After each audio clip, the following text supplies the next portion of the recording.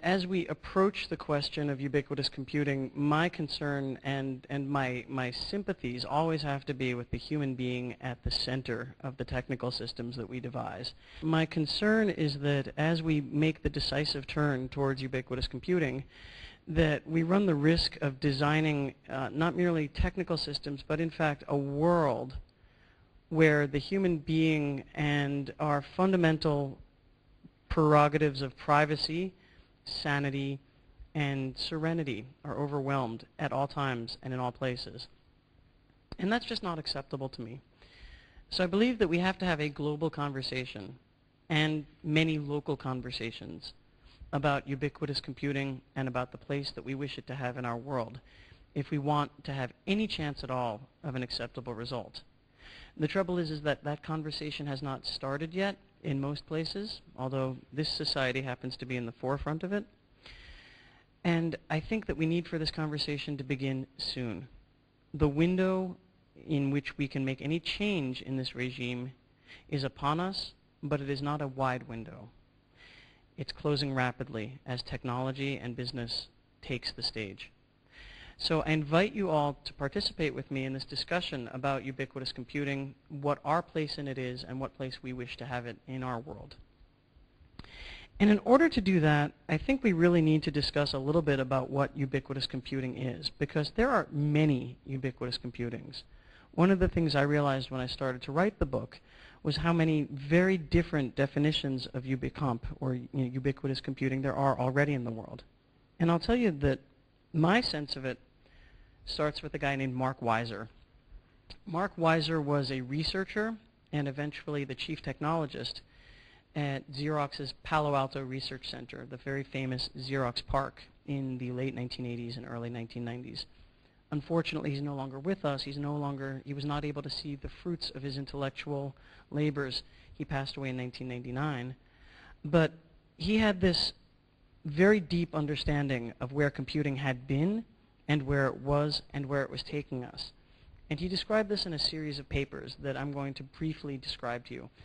I apologize if for any of the people here this material is redundant or is something that you're overly familiar with already. But I think it's necessary just to establish what at least I mean when I talk about Everywhere and the tradition of ubiquitous computing that I understand the best. Mark Weiser knew that when digital computing entered the world in 1945 and through the mid-1960s, even into the early 1970s, it was physically based around these very large objects that we would later call mainframe computers. They were expensive. They were very delicate. They were elaborate. They were extremely difficult to maintain. They required their own heating or their own cooling infrastructure and their own priesthood of maintenance personnel. And as a result, they were kept away from most people in corporate or academic research labs. There was a many-to-one relationship between the user and the machine, so that each machine had to be, each computational device had to be shared by anywhere up to several hundred or even several thousand people. And Weiser was considering these ideas in the first flush of the personal computing age. And he had mapped the trajectory of computing forward to where he stood. And he saw that there was already, at that time, a one-to-one relationship between the central processing unit of a computer and its user. That, in fact, is what is definitive of a personal computer, that each one of us had our own. And he traced this to the introduction of Intel's 4004 chip in 1971. That was the moment at which computing power began to infiltrate the world. That the mainframe had been reinstantiated on a chip, and that this made computing able to suffuse places and spaces that it couldn't have before. All of a sudden, computing was cheaper, it was more robust, it was to some degree portable, and there were many, many, many, many more personal computers in the world than there had been mainframes.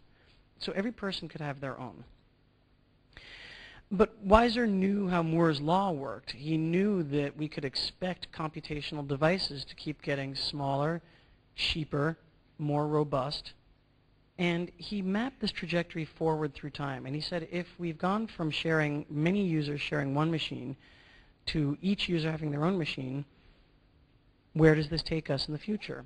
And he said the obvious response to him, was that computation was going to be distributed in physical space, that it was going to be invisible, effectively invisible, but in the woodwork everywhere around us, that it would be in the tabletop, that it would be in the room, that it would be in the flooring, and even in the clothing. And he called this ubiquitous computing. And so that's really the tradition that I come out of.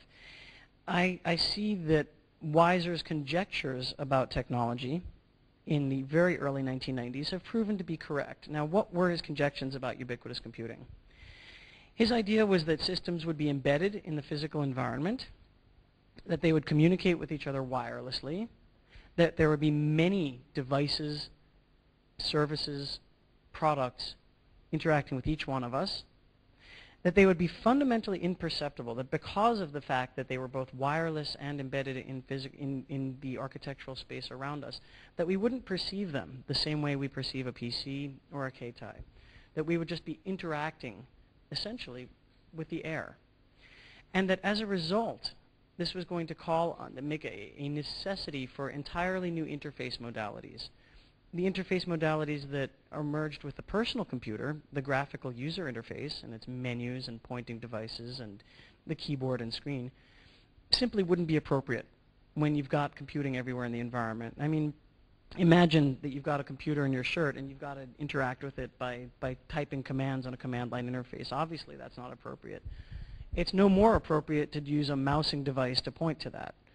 So there would be a retinue of new interface modalities that would be required by Weiser's ubiquitous computing, whether that would be gestural or voice or haptic interfaces. He couldn't quite tell. And as a matter of fact, his lab produced devices with all of these modalities as experiments. But the important thing was that when you had computational devices like this, that interacting with them did something tremendous. It leapt out of one realm and into another. In fact, it dissolved in behavior.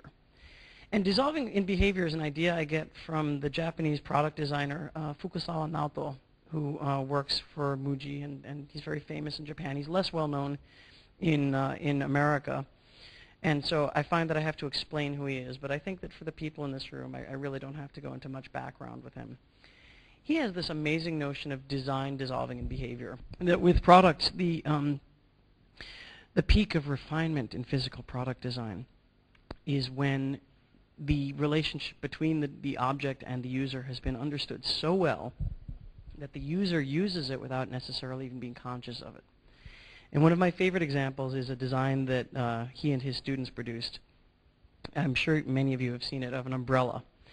And he watched the way that salarymen would come in out of the rain to a ramen bar, and they would all sit down at the bar, and they would hang their umbrellas on the bar. And it was a very natural gesture because of the way the hook of the umbrella was designed. And yet, invariably, the umbrella would slide to the side or get knocked off the bar because it wasn't designed with this.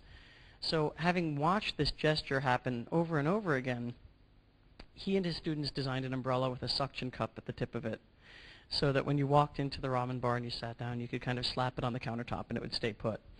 Very, very elegant design. He calls that design dissolving in behavior. What I see happening in the computing that emerges from Weiser's worldview is information processing dissolving in behavior.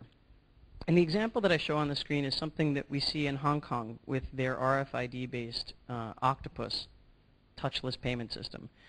I've never seen this here with Suica, which is interesting because it's a fairly similar system, and I would think that the affordances of that system would allow you to do this. But I don't see this here. I do see this in Hong Kong, and this is very interesting.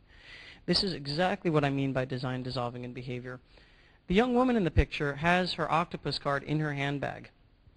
And the range of the RFID reader in the turnstile is such that instead of actually taking the card out and slapping it on the reader or moving it close to the reader, she leaves it in her handbag. And young women in the Hong Kong subway system will walk past the turnstile and swing their handbags over their shoulder and past the reader in a very, very elegant gesture. Very, very refined, very natural. It's amazing because it's intuitive. Nobody ever had to tell them to do this. Nobody ever taught them to do this. It was something that became possible the moment you had a reader which would read at that range, and the response time of the interaction is something like 0.3 of a second, which is less than the time it takes you to walk past it. So this is, to my mind, the figure of computation in our very near future, in some cases our present, as in Hong Kong, and really for the far broader horizon and the world at large, really in the next couple of years. I think that we're going to be seeing more and more computation transactions with information processing systems, and between those systems and each other, and between those systems and their users, being abstracted into gesture, into behavior in general.